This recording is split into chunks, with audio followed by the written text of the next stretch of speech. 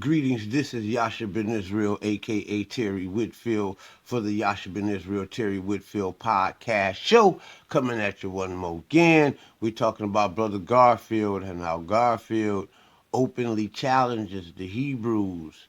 And when I come on there, you know what I'm saying, I make all them guys shake. All them guys talk about openly openly handling the Hebrews, but they can't handle Yasha ben Israel. We have here Yasha exposing Garfield as he is lying. Okay, he's a liar. He's a big liar.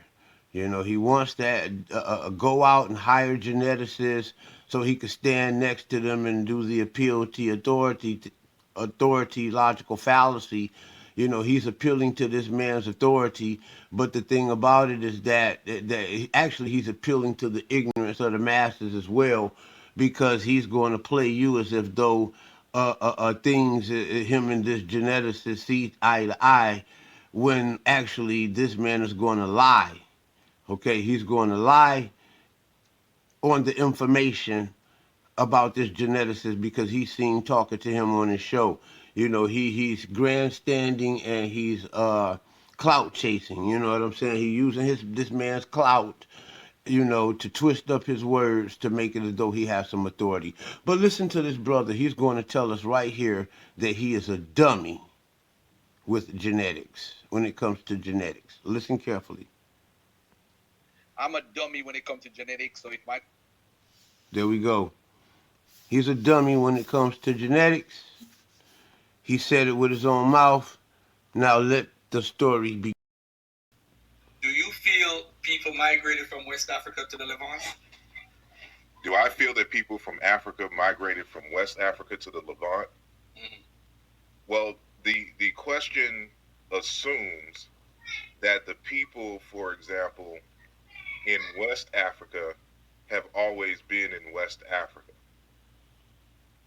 And so you have related groups that either dispersed from the Sahara during its desiccation period, mm-hmm. or you had groups that dispersed from the Sudan into different areas.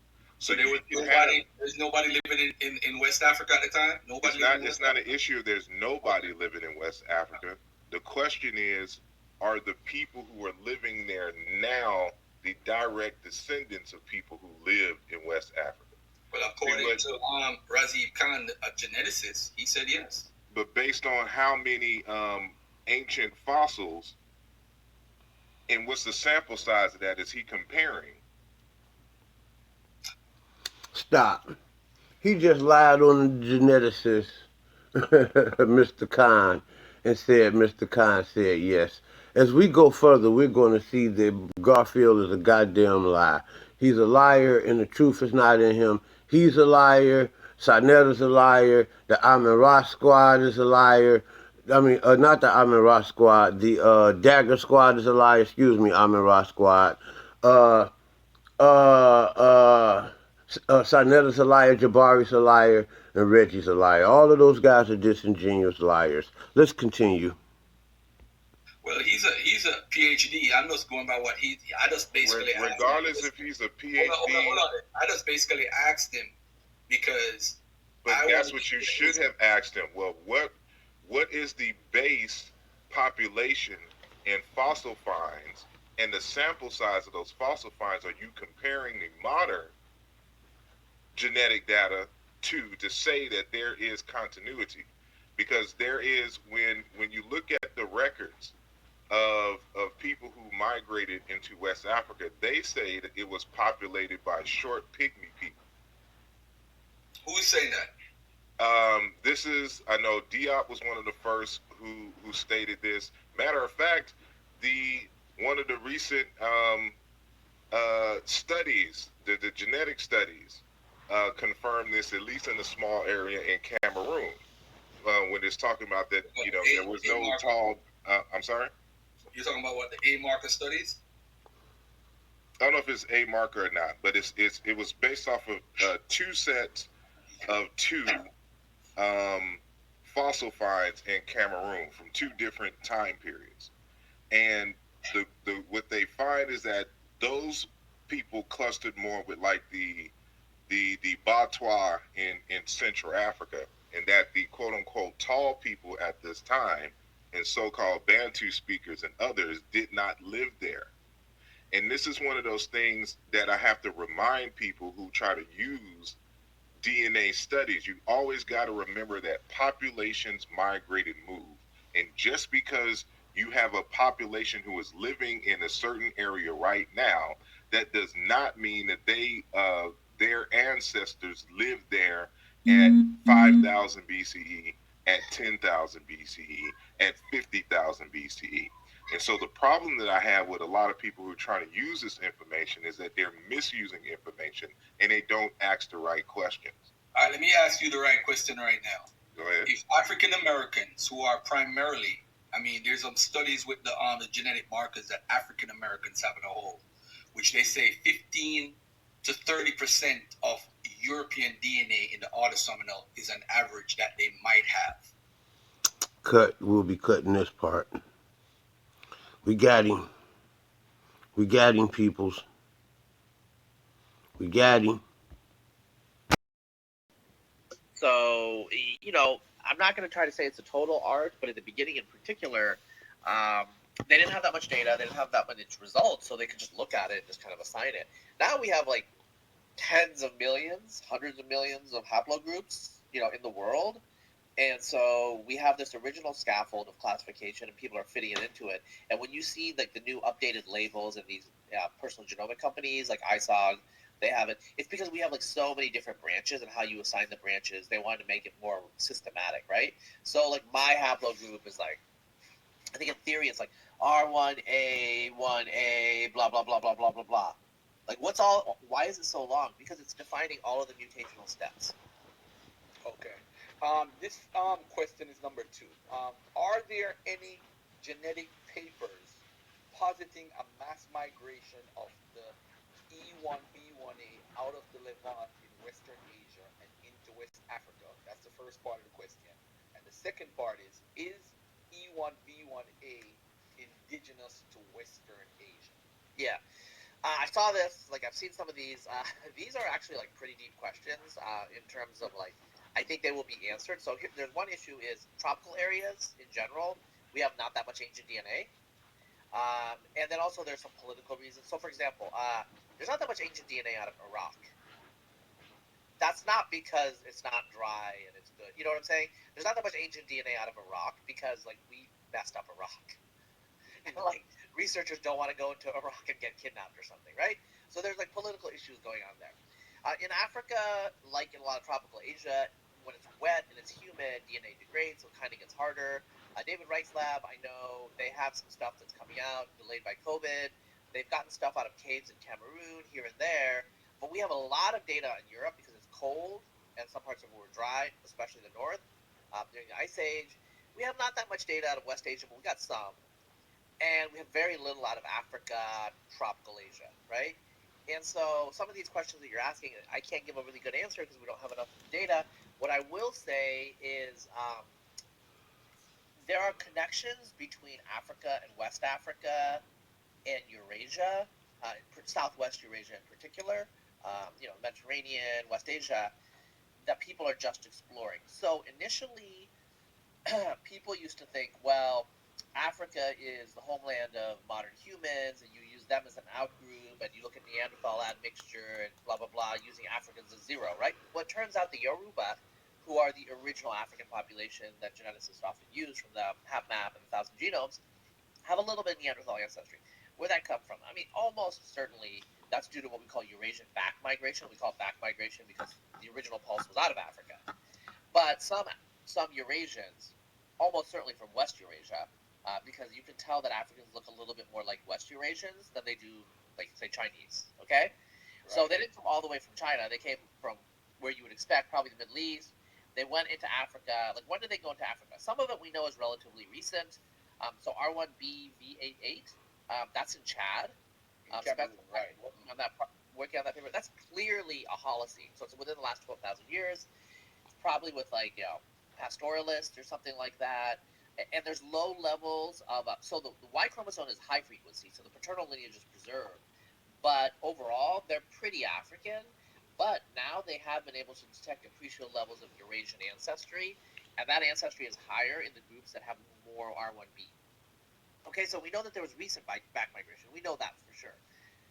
But a lot of researchers think that there was connections and back migrations pretty deep in the Pleistocene, pretty deep in the Ice Age, say like 15, 20, 30,000 years ago, right?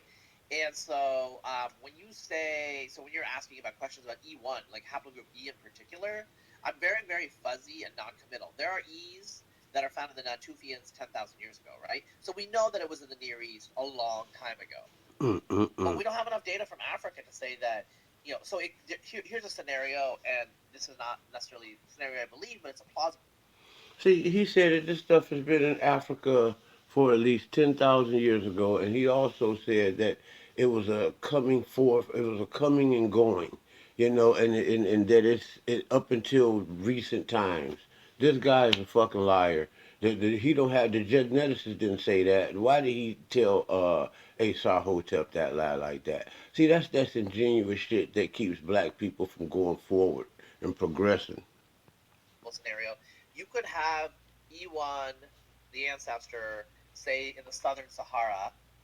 It goes north at the end of the Ice Age, and then it diversifies with the agriculturalists, and then it comes back with some agriculturalists. So, like, how do I answer the question in that case, right? Because He talking about how it goes back and forth. You just heard that. You see what I'm saying? See, this guy's fucking crazy. He's lying to the public. You people, this geneticist, he paid this guy and wasted his money because the guy's speaking, preaching against his whole fucking thesis. Garfield's a fucking idiot. like we are positing from Spencer's original work, like geneticists used to think that, oh, you have the stepwise migration out of Africa and you never look back, but that's not true at all. Like there's a lot of back migration in Africa. There's a few populations that have been only minimally impacted by West Eurasian ancestry, but that's really low in terms of the number. So the Bambuti pygmies, like Eastern pygmies in the Congo, and then maybe the Hadza, but even like Khoisan Bushman people in South Africa, they have Cushitic ancestry, and that Cushitic ancestry has West Asian ancestry within it, right? So it's hard to separate these different groups. Wow, he said even the Cushitic has Southwest Asian ancestry in it. Wow. It makes you mad when you think about King Hezekiah and King Taharka's alliance.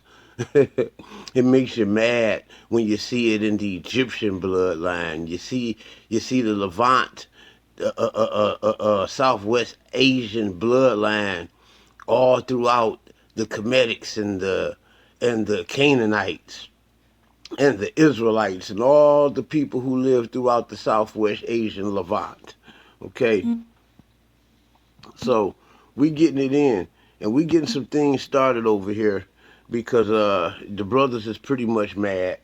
They mad. They mad. I done sent one video out today, and it done stirred up the whole morning. This is why my screen keep popping. But back at the brothers' conclusion. Um, and so, like, I mean, you're asking about, like, in the questions, like, you're asking about these haplogroups that are found today in certain areas. And with some of them, I can like give you a good answer, mostly because ancient DNA is pretty clear and they're recent. But E1B, it seems pretty ancient in West Asia, but that doesn't necessarily mean that it's not ancient in Africa because we don't have the. Wow, wow, wow, wow. It's ancient in Southwest Asia. The Arabia, the Middle East, Israel. He's more so focused on the Levant because he's pretty much trying to say that there's no DNA. And he's saying it is ancient in Asia as well as in Africa. And he talked about there's always been an interchanging and the intermixing. There was never this so called migration like they talk about the Bantu migrations. He talked about the Bantu tribes and the many other different tribes. I mean, these guys are they're fucking crazy. Big ups to Asar Hotep. I always liked your work, buddy. Data, and it's a I want to take this back a few seconds.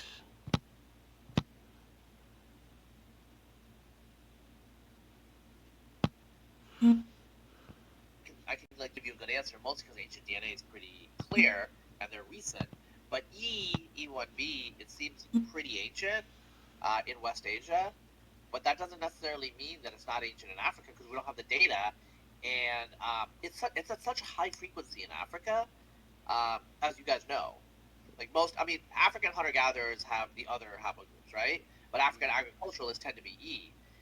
It could be a matter of what happened in Chad, where R1B, where there was like a small group of males whose lineages were really high status and they got diluted over time. And we've seen this in other areas. Recent paper out of Orkneys in Northern Europe, which shows Neolithic Y chromosomes, even though the rest of the genome was totally erased, with women coming in every generation from the continent, right?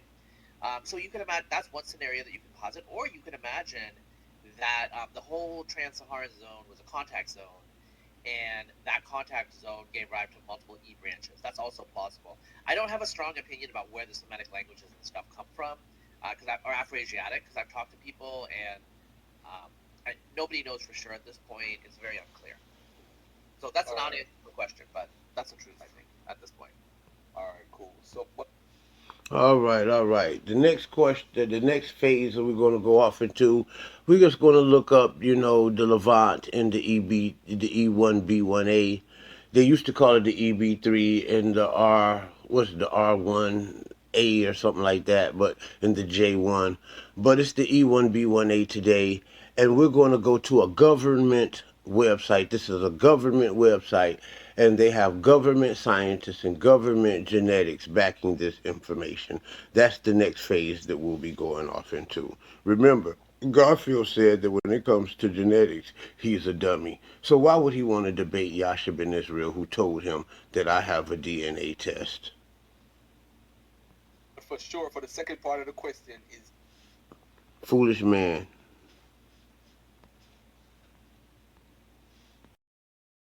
Greetings, this is Yasha Ben Israel, aka Terry Whitfield, for the Yasha Ben Israel Terry Whitfield podcast show. Coming at you one more again. We're talking about Brother Garfield and how Garfield openly challenges the Hebrews.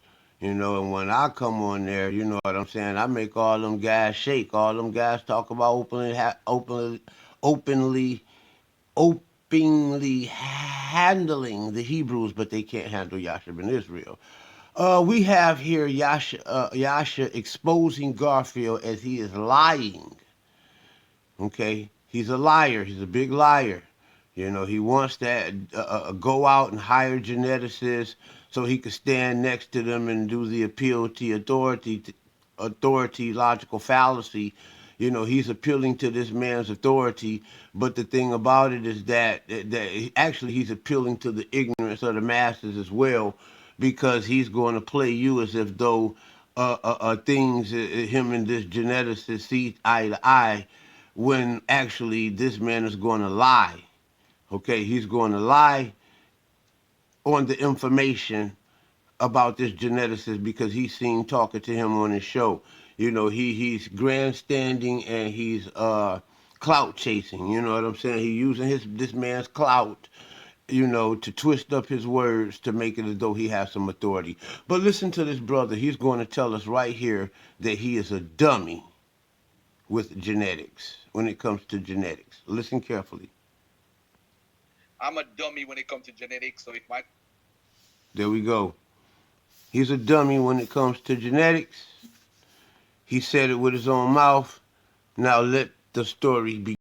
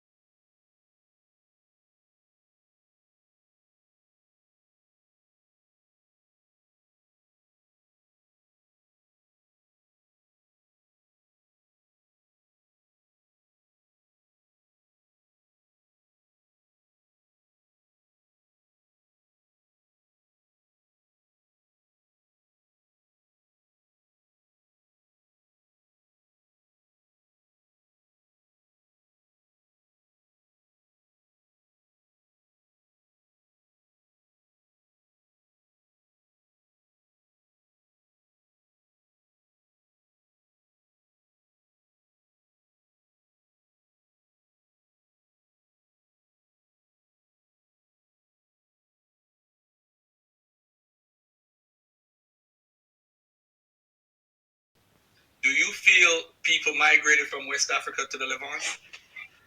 Do I feel that people from Africa migrated from West Africa to the Levant? Mhm. Well, the question assumes that the people, for example, in West Africa have always been in West Africa.